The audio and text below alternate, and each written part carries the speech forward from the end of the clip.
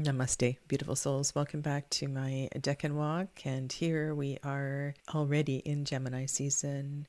At the time of this recording, still in the first degree of Gemini, which is represented in the tarot by the Lover's card. And the decks that I have selected for this decan are Usi's Pagan Otherworlds, the Wildwood Tarot with artwork by Will Worthington, created by Mark Ryan and John Matthews, and also bringing into the story the Tildwick Tarot, created by the late Neil Lavelle of Malpertuis Designs. And so a warm welcome to all of you. My name is Sadhana, and this has been a really fun exercise. This particular decan walk, I've decided to select decks whose color palette and energy kind of match each other, that speak to the energy of the decan. And this is not a particularly easy decan to be in, and I find that sitting with the Lover's card is a really important exercise. And as it is not a card that is easy to digest or speak to in a reading. In the Wildwood Tarot, we see young lovers being hand fast. There is a birch or aspen tree between them with a green ribbon wrapped around the tree. The way that this deck is organized, this particular card comes up at Beltane at May 1st, so it fits really well there. But I found a lot of wisdom in the Wildwood and some flexibility in being able to use it when I am speaking about Golden Dawn correspondences. The masculine energy is in a rusty red color, the feminine in a beautiful Venusian green. And you'll notice that the hands that are joined together, we have the right hand of the masculine and the left hand of the feminine, giving their perhaps strongest sides to each other to create this union. When we look at the tree, we have a phallic symbol wrapped by the green ribbon of the divine feminine. And even the flowers in the foreground symbolize a union in the plant world.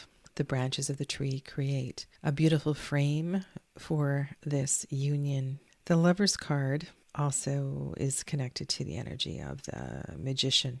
And the Magician represents Mercury, the ruler of Gemini.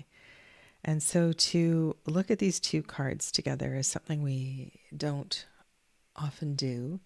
In the Wildwood Tarot, we have the Shaman card, whose intention to me feels that it is one of energetically supporting the power of this relationship. So in the case of the Lover's card, if the situation is such that the two aren't fully certain about the potential success of the union, with the Magician there, I feel like there is an undercurrent of spirit working in the background to take care of aspects of the union that the young couple may not have even considered. The shaman or the magician weaves a magic of sorts that heals any, potential future rifts in the relationship. Beyond relationship, the Lover's card is important to look at as a reflection of comfort with self, a divine union with one's own masculine and feminine energies, and a letting go of power so that the lunar side can shine, knowing when it's a dance of sorts, knowing when it's time for one side, one aspect of self to step forward and the other to back off, and vice versa. One of my favorite Lover's cards, which I will be sure to share with you in one of the subsequent Gemini decans, is from Le Tarot au Amour Étrange. And in that particular Lover's card, we see only one person luxuriating in a field of wild flowers. It's just such a remarkable energy to find that kind of peace with oneself. And with Gemini and the twin energy, there's also this undercurrent of twin mythology. And rather than focusing on the aspect of the myth where one must die, only one may live, I find this card has the potential to bring an understanding that we needn't have been separated in the first place, that we are a part of a whole, and that my divine feminine and masculine selves are all always there in a very complete way. And the ebb and flow of energy between these two qualities will always be subtly changing, but in our greatest health and wellness is in balance, is in harmony. And I know that we want to see this card appear in a reading when we're talking about relationships and new loves and marriage and those sorts of things. And I think it's important for the tarot reader to really help the querent to understand what an important, this is one of the important cards of reflection and mirroring. And the reason that we enter into relationship is to better understand ourselves. And that's something that can take years to understand. But as we look at the 8, 9, and 10 of swords, it can get really difficult to remember that these challenging sword cards are part of this lifelong, really, lesson of the lovers. The court card, which entered the story in the previous decan of the 7 of Pentacles, is the Knight of Swords. A rather elusive energy, one that is hard to capture and needs grounding in order to feel safe and at home. And yet the tendency of the Knight of Swords is to always be in motion, and whether that is the motion of the mind or the motion of the physical body. And I want to come back to this because it's an important part of understanding the journey of the 8, 9, and 10 of swords. In the Tildwick Tarot, you see a brick wall with 2 lines of barbed wire above the wall.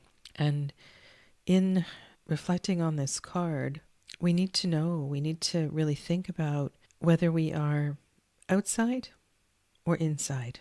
Is the intention of this wall to keep us in or to keep us out? And how are you feeling when you see this card? On what side of the wall is your heart currently beating? There is a little bit of deterioration in the wall. You can see there's some erosion here, and it may be possible to take a stick or a rock or a foot and begin to break the wall down and simply pass through underneath the barbed wire. And in most 8s of swords, there is quite obvious pathway through, but it's a matter of perspective. One needs to be able to step back and to see that, all right, if I get out of this narrow point of view and step back, then I can simply go around. And if you look at the Usi deck here, the Pagan Otherworlds, if we are close up to this particular scene, we can see that there are 8 swords blocking our path. But if we were to step back, we can simply go around to the left or to the right. And I also want to look at what's on the other side of those swords and what that gate represents. Is it slowing us down in our approach towards the castle? Or have we left the castle and are we moving towards the gate? And it's asking us to pause before we leave. And in the Wildwood Tarot, we are on a journey. The key word is struggle. We have a lantern, the ice is melting, and we are finding ourselves in quite a precarious position. And so we need to ask ourselves, what is the safest way through? How are we going to make it on to the next stage of this journey? What is it that I have created within myself that has brought me to this particular situation? Now, 8 is connected with the energy of Hod. This is the planet of Mercury. This is the Rod of Asclepius. This is fast-moving energy. It is a card or a planet, a mythology connected to the traveler. So many associations with Mercury. And in the energy of all of the eights, there is a tug, a yearning to go on. And yet here we also have a call to clearer thought, to clearer mind. It is through higher thinking, intelligence becoming wisdom, that we balance the chaos that we may have found in Netzach. And the gift of Hod is that it harmonizes Netzach. In what way does this card balance the energy of the Seven of Swords? And I think one of the first things that comes to mind here is it gets us to pause.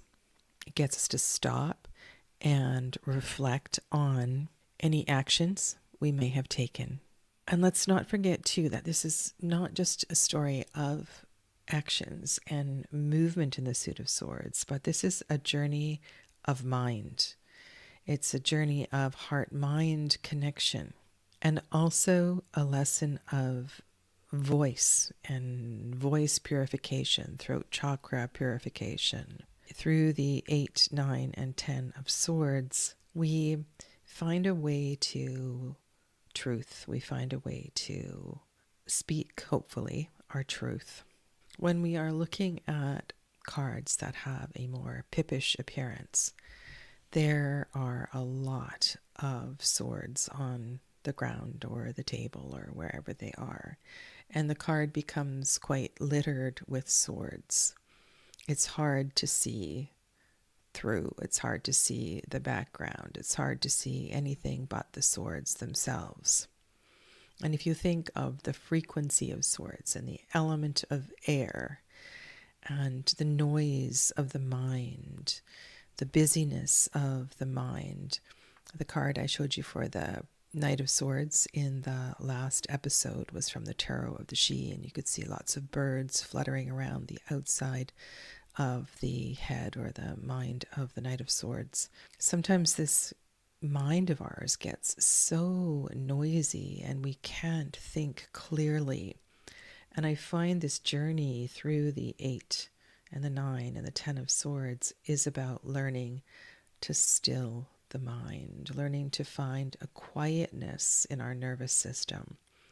And the mind isn't necessarily in the head. The mind exists in every cell in the body. And so we are indeed learning to quiet the heart, find peace in our nervous system. And in the 8 of Swords, we are bound tightly, we are confined, we are restricted, we are challenged in a way that makes us feel trapped. This perception of being trapped creates a tension in the body that prevents us from moving forward. We are frozen in time, paralyzed to act. And I'm sure at one time or other, you have all felt paralyzed to go forward. Fortunately, the ruler of this decan is the Wheel of Fortune. Just beautiful card here in the Usi deck. And the Wheel of Fortune is the card of Jupiter. Jupiter as the great guru, Jupiter as a card of expansiveness, our greatness. And so perhaps we find ourselves in this moment of frozen, paralyzing energy so that we can, how can I explain this? It's like we need to contract and feel that energy before we expand, because the natural next motion is expansion. And the energy of Jupiter here is one that is going to help us feel that flow, feel that natural, almost gift in the tension that we have created. It's here for a purpose. It is the natural flow of the heart. The heart contracts, the heart expands. and it moves with a regular beat. And I think that is a kind of deep and interesting way to reflect on the Lover's card and this idea of the lovers and relationship, and the lovers and relationship with ourselves, is that relationship and our journey of self is always contracting and expanding, contracting and expanding. And in the Eight of Swords, there's almost a determination. We feel a determination to want to expand. Maybe there is impatience in wanting to expand, and you certainly get that energy when we see a Knight of Swords that is depicted, such as the one in pagan other worlds. The Knight of Arrows in the Wildwood Tarot is a great hunter, a powerful bird of flight, and we see them pausing, reflecting, studying the land before them before they charge towards their prey and expand their talons and then retract their talons to fly away with their prey. This idea of contraction and expansion, not only is this the energy of the heartbeat, but this is also the energy of breath. And when I am confused about where I am in the Suit of Swords and what the lesson is in the Suit of Swords, I find that reflecting on how I am breathing can also bring some clarity. It can also, it's a mirror, really, of where I am in this energy.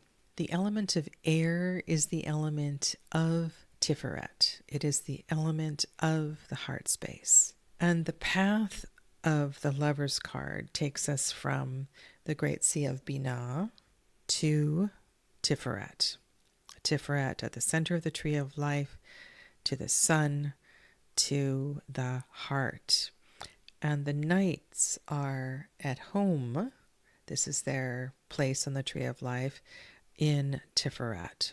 So the Lover's card is this path that journeys towards the heart, towards peace, towards union of divine masculine and feminine, towards a centeredness. And so in reading and interpreting and trying to bring together a meaningful story for a querent or a deeper understanding of where you are in this 10 days of Gemini, place your hands on your heart. Feel your heart. Listen to your breath. Observe the tension in your body and mindfully allow your body to expand and soften with the exhale breath. Change your position if necessary. Lie down. What is it going to take to expand into softness? As more swords begin to appear on the 8, the 9, and the 10 of swords, and you think about the energy of noise, frequency, the frequency can become increasingly loud. The secret here is to tune into the space between the swords, to tune into the space between the ribs, to focus on the connective tissue in the rib cage, to soften that tissue, to find a gap in the swords that we may pass through, and that gap indeed may well be on the outside. Perhaps there is a softness in the wall. We simply need to put a boot to the wall and we can find our way easily through. And I also, because in my work with clients, need to take time here to reflect on, why did I choose to be here in the first place? Because I think we needed to protect ourselves. We needed to wrap a fence around ourselves, wrap a cloak around ourselves, so that we could understand something. There's something that happened that instigated this layer of protection, that instigated the perceived need for this wall, for this fence. Do you know what that was. And so I feel that this decan has a few different important layers to unpack. There is the ongoing quest to home, to the heart. And in all of the mutable signs, we find ourselves journeying home with the knights. And it's quite a beautiful energy. And yet, there's a fear of sorts that we work with in all of these decans. Why are we afraid to let go? Why are we afraid of open-heartedness? What is it that happened that triggered this level of protection? And then go back to any of the sevens, the energy of Venus and Netzach. If you reflect on the Seven of Swords, Seven of Cups, Seven of Pentacles, Seven of Wands, does reflecting on any of the sevens help you to understand why you found yourself here in the Eight of Swords? There may be a resistance to moving on, a resistance to change. And this energy of Jupiter and the Wheel of Fortune, it's almost like we need an oil can to get this wheel moving. Almost like I can hear the squeak of the rusty wheel that is resisting to turn. And so where will you find the oil to help lubricate and loosen this tension that you are feeling? And whatever part of this metaphor works for you, stay with that, because sitting in the energy of the Eight of Swords for 10 days is pretty intense if one identifies too strongly with one's divine masculine or one's divine feminine, and finds power and control and a clinging to that identity. There may be a tremendous amount of fear in leaning into the other, in softening into the other. It might feel like a loss of self rather than a harmonizing of self. So perhaps through Gemini season, choose a relationship to focus on and work with these kinds of questions in terms of that relationship.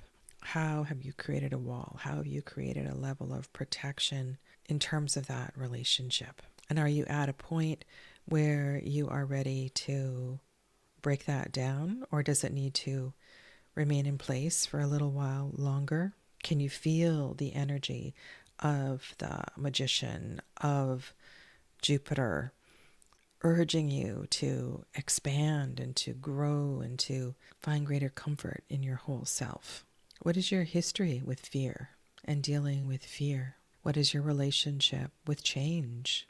And in all of the mutable signs in the decans that we're working with the knights, is there an impatience to get on, to get going, to leave the heart space? Or can you recognize the value in putting some energy and patience and reflection into a deeper understanding of why you're here? And I love this invitation in the first decan to explore the energy of relationship in all directions. The Lover's card has energy above and below, within, without. There's mirrors in every way in this card. Really interesting how we have the as above, so below, and they have the torch in this one as well. All of the seasons being represented. The wheel being a reflection of the ace and the energy of wholeness, and the couple being the energy of the wholeness and the oneness of the yin and the yang. Which aspect of this decan feels like the most important question for you to work with over the next 8 or 9 days? Let me know. I look forward to your feedback. Take good care. Namaste.